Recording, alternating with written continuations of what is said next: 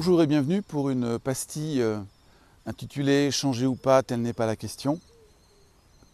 L'idée de cette vidéo est née de constats que j'ai pu faire de la difficulté, pour d'autres comme pour moi-même, de changer, de comprendre ce que c'est que changer et peut-être sur quoi cela peut reposer.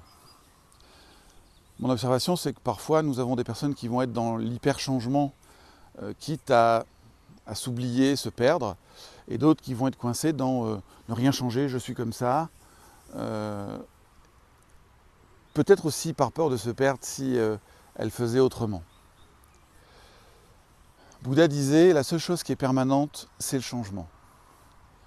Je crois effectivement que le changement est permanent. Donc la question, c'est est-ce que je m'adapte ou pas à ce changement?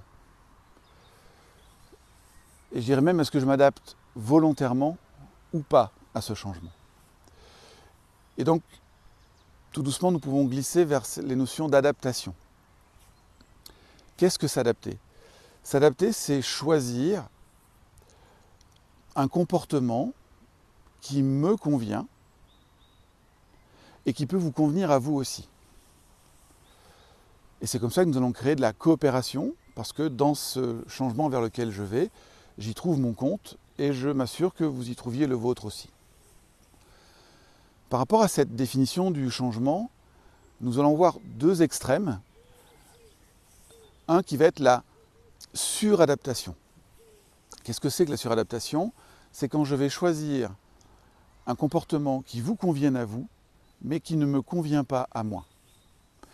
Et derrière, nous pouvons avoir des peurs de vous perdre, d'être abandonné, d'être rejeté. Toutes les blessures que décrit si bien Lise Bourbeau dans les 5 blessures de l'âme.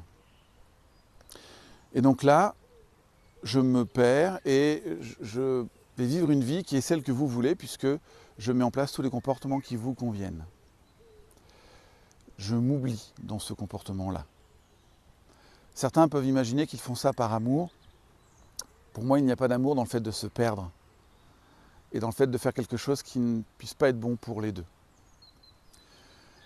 À l'opposé, nous pourrions avoir la sous-adaptation, même si elle n'a pas été définie ou nommée comme ça. La sous-adaptation, ça consiste à chercher un comportement qui me convienne, et peu importe s'il vous convient ou pas.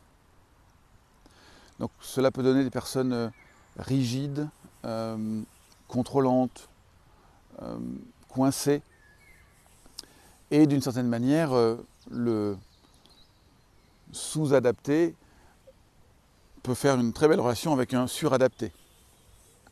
Mais ces deux déséquilibres ne vont pas durablement pouvoir faire une relation équilibrée. Donc, la conclusion pour moi, c'est cessons de nous demander si nous devons changer ou pas. L'idée plutôt, c'est ayons conscience que la vie nous invite à changer et que la question, c'est juste, est-ce que j'ai l'élan de changer? C'est-à-dire, est-ce que ça a du sens pour moi, pour nourrir une relation qui m'importe, un projet qui me tient à cœur, simplement me rendre la vie plus belle, pour reprendre cette expression que j'utilise dans mes vidéos, et regarder à partir d'où j'ai l'élan de changer. Est-ce que c'est un élan du cœur, auquel cas je vous invite vraiment à y aller?